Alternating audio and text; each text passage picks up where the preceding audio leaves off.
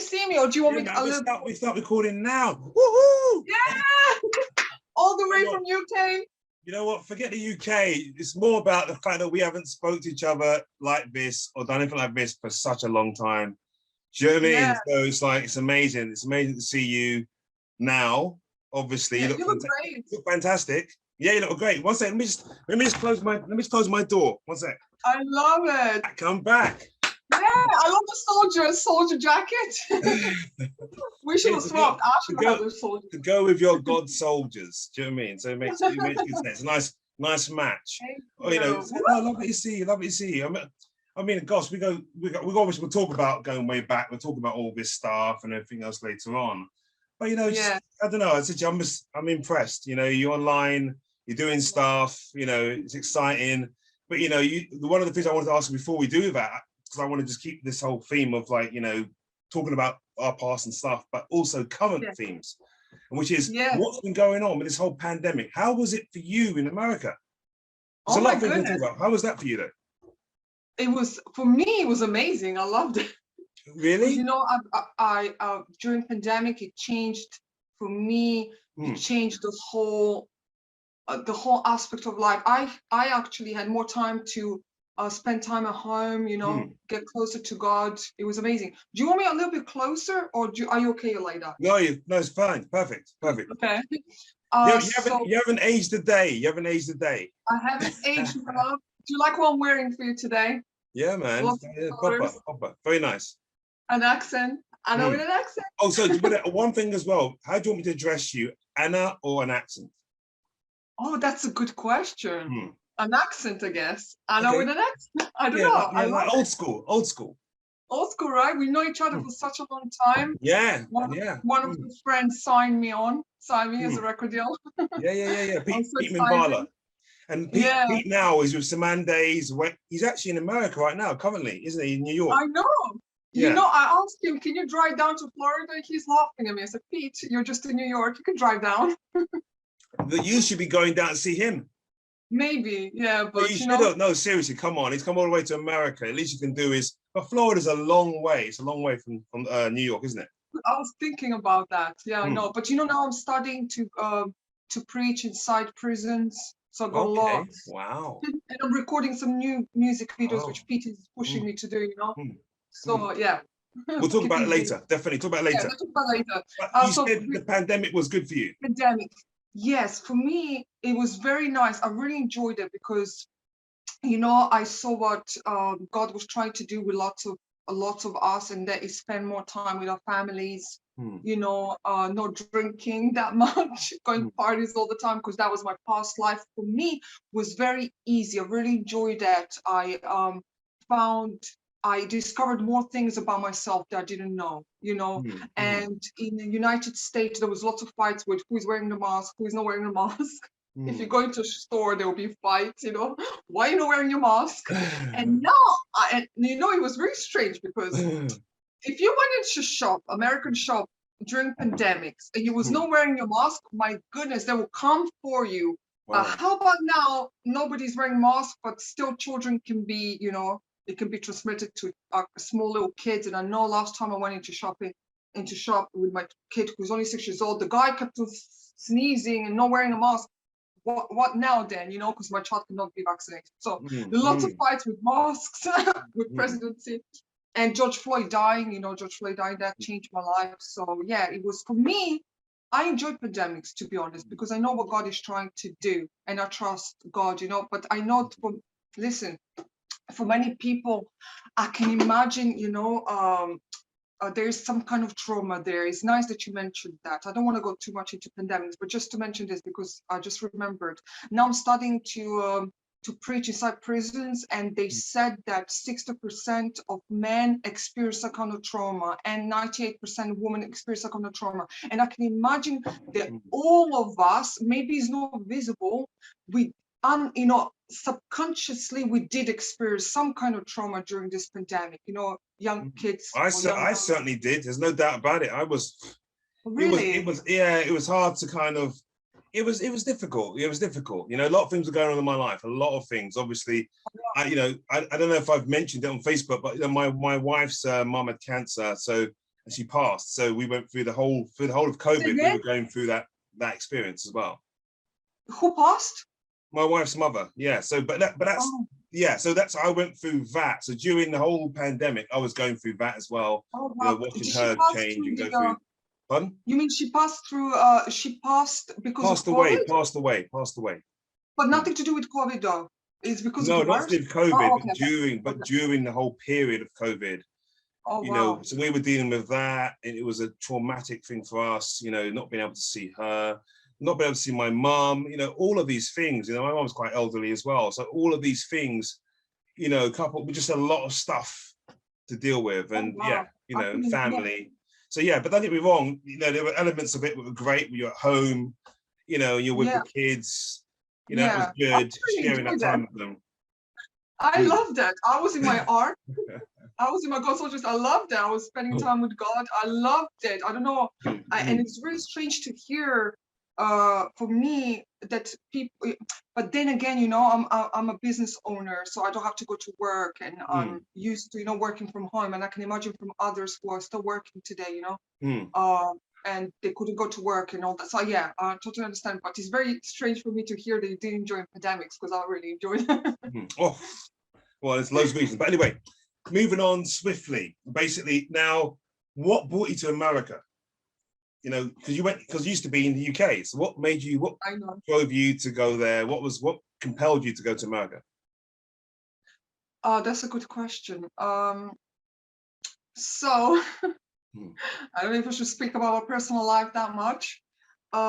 It was more really my relationship with, you know, just moving to America, starting a new life with my partner, and just having a time for ourselves.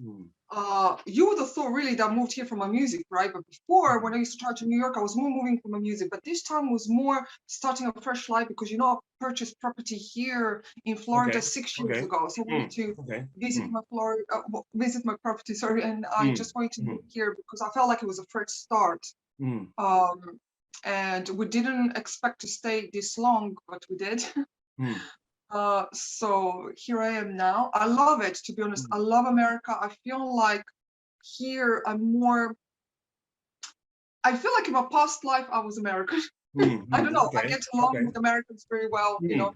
Where in UK, it was more, I was very young and artistic, and it was more, I suffered from panic attacks while in UK. I was very lost. Yeah, and I have actually lots of memories of being alone in UK. Where here, it's more like, I don't know, it just, they're more open, I guess. It's very different, guys. Even though the language is, you know, English language, it's very completely different. America and UK completely different. You know, I love being here. But I miss so you went there because of property. You went in there for like family reasons, things like that. Yeah. Absolutely, yeah. Okay, great.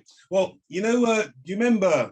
Obviously, I want to talk about when we were living. Well, I was living in Crystal Palace, because you used to live in Crystal Palace as well.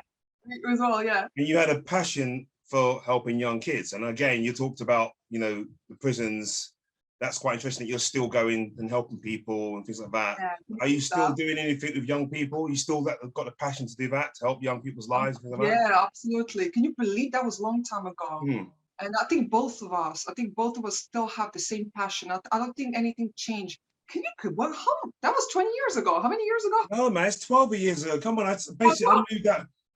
I bought my property in Crystal Palace. Yeah, about 13, 14 years ago. Yeah. Wow. Yeah, right, and I moved about, it's about 12 years ago. Yeah, so during that period, it's not as long as you think. Come on. But you know, by the way, I love your music. I love your music. I'm a big fan of your music. Well, I love your music too. You know, that's why I introduced to Pete, because I knew that Pete was the right man for you. Yeah. And I remember when I performed in your house, I still remember, I think about it very often. And that was a long time ago. My goodness, we lived next to each other. And I remember when you invited me to perform in your house, like me performing in your house, it was a huge house. Is it still the same house? I've sold it. You know, I shouldn't be talking about this stuff online, but yeah, you know, anyway, so that's moved away. That's a beautiful house. We have sold it though since. Yeah, and you know that time I was very poor. Do you remember? I didn't have that much. I didn't have even one property. I was very poor. And when you I didn't really think about that. But you had a nice little place in Crystal Palace as well, didn't you? yeah, it was, yeah. But it wasn't mine. You know, I wasn't the owner yet. And when you invited me to perform in your house, I was like, what? It was a huge house, like 1, 2, 3 floors. And then I was performing. It was from the balcony. I could see everybody. That was really a beautiful day, you know. And I was so grateful that it was a great little party. Great little party. That yeah, and your wife loved it. Yeah, it was a nice party. Your wife loved it. Do you remember when I performed "I Dream" and your wife suddenly, you know, she loved that song, and it was really beautiful, you know, and everybody was amazed, I think, with the lyrics. And that's when Pete approached me. So I will never forget that day. I loved it. Thank you so much. Dream, thousands of people come and see me, come and hear me. A dream, thousands of people change their way of living. A dream, thousands of kids will stop the violence on the streets. And a dream that presidents will add peace on their list. And a dream there's no more war, no more guns, no alcohol. And a dream there's no more pain, no more lies, no more drugs. And a dream that we don't get blind to what is wrong. We should open our eyes to the new world. So yeah, we live next to each other, Crystal Palace. Yeah. So yeah, that's great. But yeah, so and you're still helping kids though. Are you still involved in stuff like that? Yeah, and I remember you was doing that MATV, and both of us had the same vision about helping kids, the next generation, you know. And I'm still, of course, that's my main thing. You know, just helping the next generation taking the right, you know, the right direction in their lives. I don't know. I was more into music that time, more than I was with God. Right now, I'm more preaching and doing music at the same time and dancing and all that.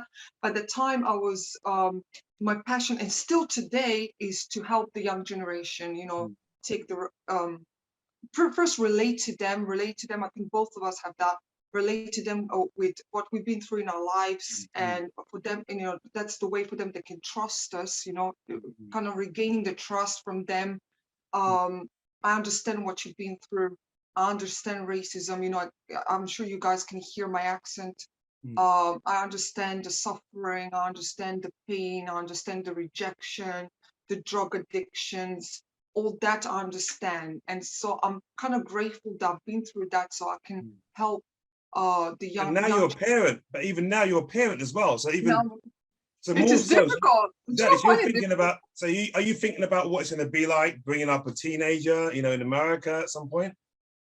Absolutely, I think about that all the time, especially with having lots of, you know, being a gun, having lots of gun in this country. But I'm not fearing, as long as my son knows, you know, which way he should go, and I teach him from the early age. Today, if you ask my son, what is the 4 or 5 things you cannot do, he will say alcohol, drugs, not smoking, no. And he's like, write down. I will ask him, write down on the cardboard, write down on the board, and he'll write alcohol, mommy, drugs, smoking. He was like, mommy, again? Repeat again? Do you think as well that if you just don't do it yourself, they might not do it? Like if you don't drink, they may not drink. Is that something you think that, you know, just one of those things? Because I've stopped a lot of the things that I used to do. I've stopped because I'm like, I don't want my kids seeing me doing that kind of stuff. Yeah, that's a good question. I love that. I wasn't thinking about that. Well, my dad was alcoholic, you know, and that's all. Even today, he loves to drink. You can edit that. You can cut something off. So my dad, I'm not going to. This is custom view. We keep it real. Yeah, we keep it real now. I love it. And so my dad was alcoholic, so I hate alcohol. Even just the taste, it just makes me sick.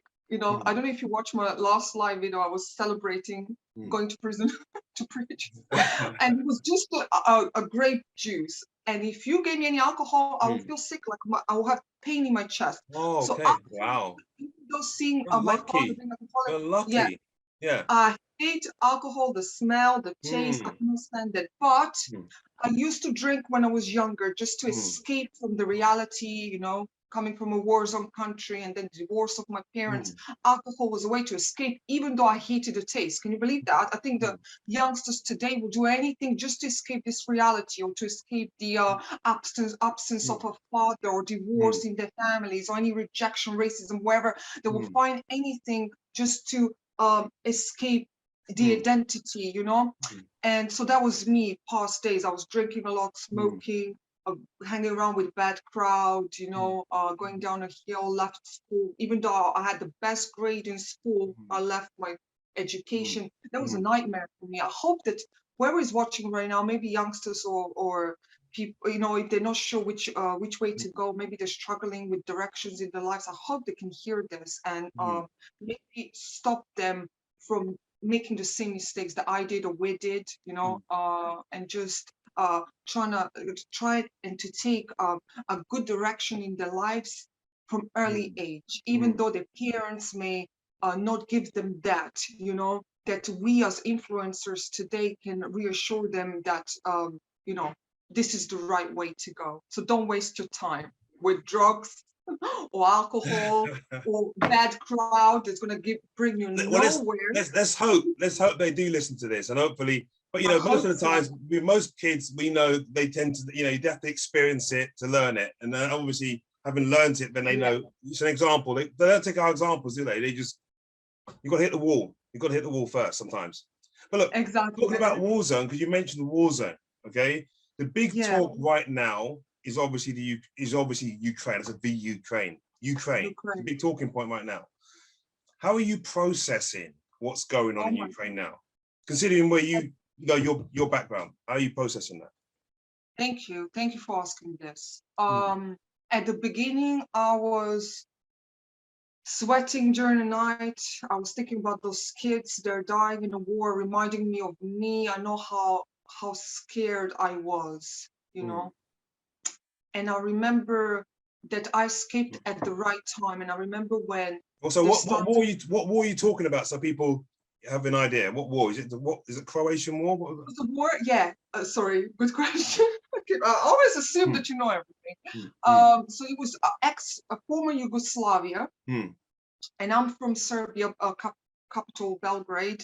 And so the Yugoslavia was in war, and lots of you know, there was lots of countries separated. For example, Croatia found the independence, Bosnia and Herzegovina, Albania, Kosovo, and all of them wanted independence. Wow. And so, yeah. And so there was fight. And I remember when first they started, I was only 13 years old.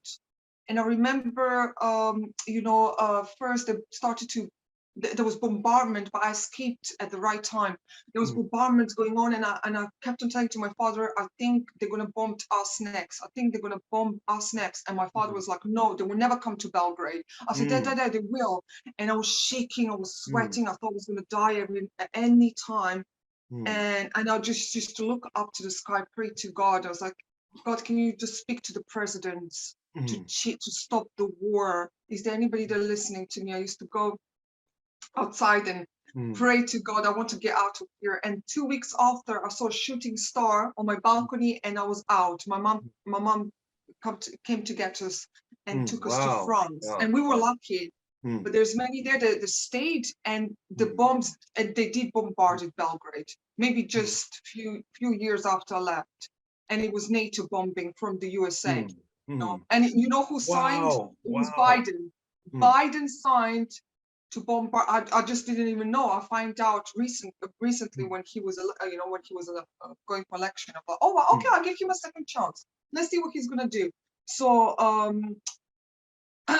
so I want to stay on the subject, if you don't mind. I love this. I want to stay a little bit longer on the subject. So, so with war is, I don't wish it to anybody, guys. It is so scary. You know, it is a traumatizing experience for life. It is witnessing your country being destroyed, poverty, fear, shops being closed, don't know if you're gonna die. It is the worst experience. And if anyone's watching right now, just wanna, who is in the countries where there's no war, you're very blessed, because you have the choice today to choose and start a fresh life. Just maybe down the road, you can drive your car, start a new life. If you're, for example, in a gang related or whatever it is, you have that choice. Imagine people in war zone countries that have no choice to escape. And so, you know, it's a shame what we see, and there is a lack of communication between the presidents, who we as even young people, you know, we who are following the, you know, who are expecting to listen to our government, to our authority, to see such immaturity in their communication, immaturity between two countries, they're fighting. What is this? Two kids fighting, what is this? And so we expect more maturity. Whoever is watching right now, I'm going to speak to the whoever is watching, and we expect more maturity from those presidents to stop killing those innocent kids, you know, get some kind of agreement. And I know that, you know, I don't mind saying this, but Putin, he is crazy, man. If you go against him or if you betray him, he will go for you. And I wouldn't mess around with Putin. I would always try and sort things out with him, because there's so many kids, innocent kids dying right now. Many innocent people dying, and more soldiers dying in that war. And, you know, the Ukraine is asking now all these people to come, and because they don't have enough army to go and lose their lives. And you will see lots of people are now running to Ukraine to defend Ukraine. I understand that, but I think all this is necessary if they can just come to an agreement, guys. You know, agreement. What is this? And you know, Biden, who signed to bombard my country in 1999 or 1998, I think that he had lots of chance to stop this war. You know, and I don't think that, you know, Ukraine and Russia, they're next to each other. They're like fellow neighbors, fellow brothers. You know, I wouldn't betray my fellow neighbor. I want to listen to what my fellow neighbors want. If he doesn't want NATO around his borders, or he's, you know, getting angry with America, whatever, that would be betrayal for me as a fellow neighbor, and I wouldn't do that. So, you know, I hope that the war can stop. I pray every day that the war can stop in Ukraine, that the president of Ukraine can realize what is more important, guys, today. What is more important? It is the land, it is the ego, power. What is it? Or is it those people's lives? What is it more important? Is it humbleness? Well, I've got to cut you there. What do you think then when you basically hear people who are saying like Putin has a right to defend, you know, his borders, as it were? I don't think it's any right to kill any innocent people. There's no rights in that. What I think is wrong here is the inability to sign the agreement between two countries who we trust, because you taking this position now, if you are not mentally stable to be able to communicate with a fellow president and find the agreement where there should be understanding between each other, then none of them are stable to be president. I think both of them are wrong. To be honest, exactly. Yeah, I understand. Yes, of course, they should be.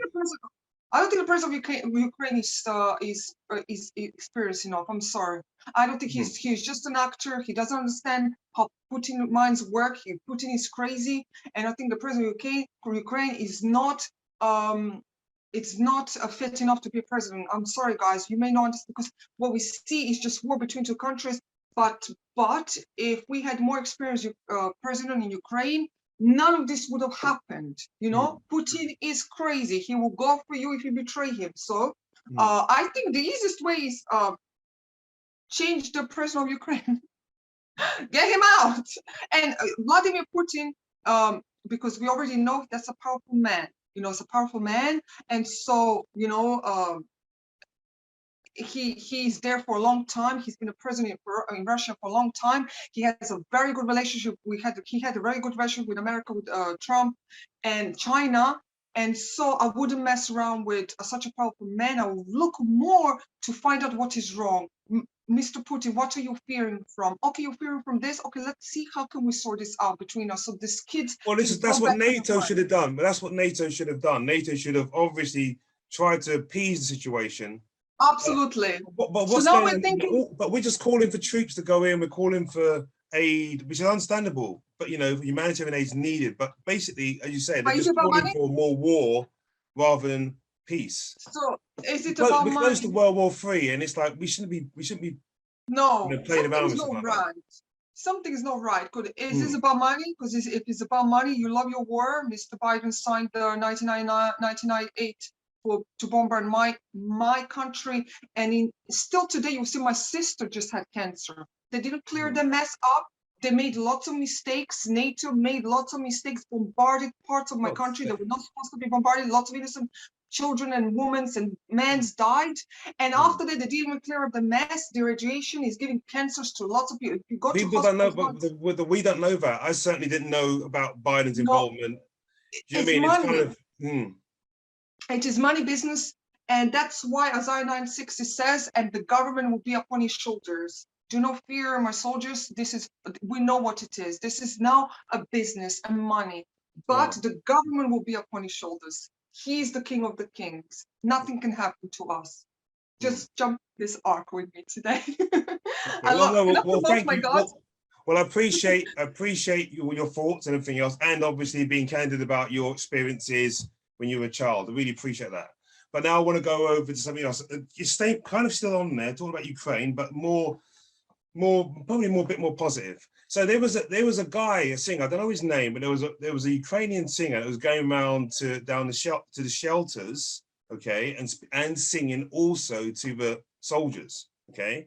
That's what he did. He was singing to people, you know, I while didn't the war hear was that. going on. He didn't know about it.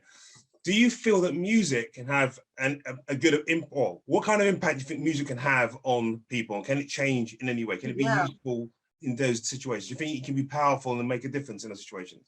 absolutely, absolutely. The Mm, reason why I'm doing hip hop, hardcore hip hop, mm, rapping is because I have so much anger inside me.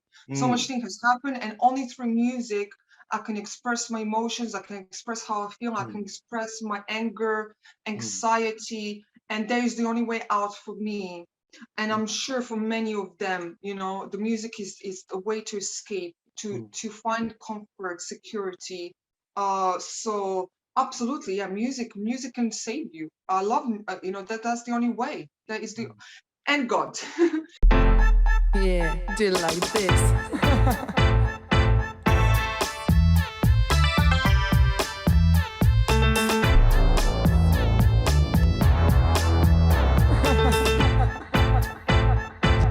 Do like this, so you remember my name. A&A, no scared, no running. Remember my name, bring the pain, bring the mic, bring the tracks, bring it back, bring it fire, bring what you like. Cause I start in the morning, never end in the night. You heard this before, but they weren't doing it right. So we come back with this A&A track. It's so much, I just can't hold it back. Bring the pain, bring the pain, bring the pain. Going off of that, running through my veins, yeah. Bring the pain, bring the pain, bring the pain. From the same, don't be lame, take the blame, win the game, yeah. Bring the pain, bring the pain, bring the pain. Going off of that, running through my veins, yeah. Bring the pain, bring the pain, bring the pain. Keep it sane, don't be lame, take the blame, win the game, yeah. Wherever we go, it's always been the same with us. So bring the pain, it won't scare us. We will see you bleeding until you know. It's always been the same with us. So bring the pain, it won't scare us. No, no, no, no. And so I wanted to tell you something. I forgot. Something about, you said, and I didn't hear about the musician going into the shelters, but I heard there was a lot of Black people left behind in that queue, and I was so On the disappointed. borders, you mean on the borders? Black On the people, borders, the African yeah. students, you mean, the African students? Students from Nigeria, Hmm, Africans, hmm, and I can understand because men's are supposed to be, they're still living sometimes in the past culture where men's is supposed to be leaving behind and fight for their countries, hmm. and you will But see it that was also female. It was also female students as well. he was absolutely, it was Hmm, female of colors running to the trains with their kids, small little kids, or only a few weeks old. hmm, Please, can you allow me into the train? And all the Black people, including the females and the children, were left behind. So I was wondering, Biden, where are you now? You know, we chose democracy. You know, lots of black community has voted for Biden, and all these people have been left behind. Maybe even the same people that are praying for Ukraine right now have been left behind. And that was really heartbroken. That's why nothing makes sense to me. Nothing, something's not right here. And so, you know, do you think it was racism that was behind it? Because I've seen there was so much stuff online, people talking about it being racism and everything else. I mean, obviously for me, I didn't want to take that line. Of course, there were, you know, we can say racism, we can say clearly racism. And people were putting up videos of black people being attacked in Europe or whatever. But it was never certain where they were being attacked, but it was showing black people being attacked by white Eastern European people, and that was just throwing fuel to the fire. But would you say it was simply just down to racism why they did this, or would you say it might have been the fact, like you said before, that they just thought, you know what, why aren't you staying to fight in our country? What, you're here, why are you trying to leave? Shouldn't you be trying to fight in our country? I think, you know, in East Europe, we are not used to seeing too many black people, and I think that even in my country, when I was living in Serbia, I wasn't used to, actually, you're gonna laugh when I tell you this, when if we're about to have exam, and if we see a black person passing by on the street, we have to touch him because he brings luck, because it's so rare to see a black person, you know? So I think in our countries, East European is all white. You see very rare you will see a black person. So I think they had this feeling of entitlement of the country. Well, this is my country, I'm going in first. I don't know who you are, I don't know where you came from. You know, and I don't think that because they're also struggling themselves with the poverty. You know, the Ukraine is #1 poorest country in Europe. So for that survival of, you know, fighting for survival is there. I think it's even in Serbia, my country is always there. I need to go in first. You know, that strive for survival. It's enormous. And maybe would you say that? But would you call that racism or nationalism? What would you call that? I don't know. Yeah. What would you call this? Well, I think it's just a habit of because I'm just trying to put myself in their shoes. When I came into America, in UK, France, I seen a lots of different color of skin that I wasn't used to, and it's just like, what is this now? Is it just to see them as, I don't know if they saw Nigerians as second class. Maybe you're not supposed to be my country. This is my country. I have to survive first. Go back to your country, and I heard that a lot in UK as well. Well, that's probably we would say that's racism. But you know what? let me say something to you quickly. I went to Romania. Okay, this is what confused me, because I was in Romania about a couple of weeks ago, and my God, you know, if I took all the stories that people had given me, I would have been terrified to be in Romania. Like people say, Eastern Europe, you know, everyone's racist out there. I've been to Berlin. I think that's about the furthest I've been, you know, to Eastern Europe. Is like Berlin. So people would say, my gosh, you know, you can't go to those countries. It's racist. I've experienced. I was in Munich, and I've had racism in Munich. Very odd types of racism. I mean, I remember there was a time they put bananas outside our door when we came out, because I was an artist at that point in time, and they put bananas outside of the, you know, someone decided that was a good idea. But don't worry about it, it's not going into too much. Bananas to eat or bananas for you to pull down? They clearly weren't for us to eat. They weren't giving me bananas to eat, trust me. The point is, so that was just them being racist. I understand now. It took me a while. Oh my God. But everyone has varying different types of racism or whatever, experience different types of racism. I know that because everyone is different. And how you behave brings things out of people. But in Romania, when I got off from the minute I was there, you know, got out of the cab, walking around everywhere, no one gave me a second glance. Literally, not one person looked at me twice. Yeah, but you're not that. You look a little bit mixed race, so I don't think. I'm still black. Regardless, I'm still black. I was different. Mixed race or no mixed race, I'm still black. And the point is, people were just chill, but there were black people around too. I saw black people too, and they were pretty chill too. No one was giving them a second glance. The point is, you have the money, my love. As long as you're not from East European, they think you're from West. You have the money. Well, maybe, but I think that's the whole point. People were just cool. Everyone was cool. And I spoke to some guy, and I said to him, look, I said, I've heard stories about racism in Eastern Europe and blah, blah, and everything else. And what's your view on this stuff? He said to me, look, did you had any problems here? And I goes, no. He goes, exactly. He goes, there isn't. He goes, we have no problem with black people in Romania whatsoever. You know, we love people. He goes, we love people coming to our country.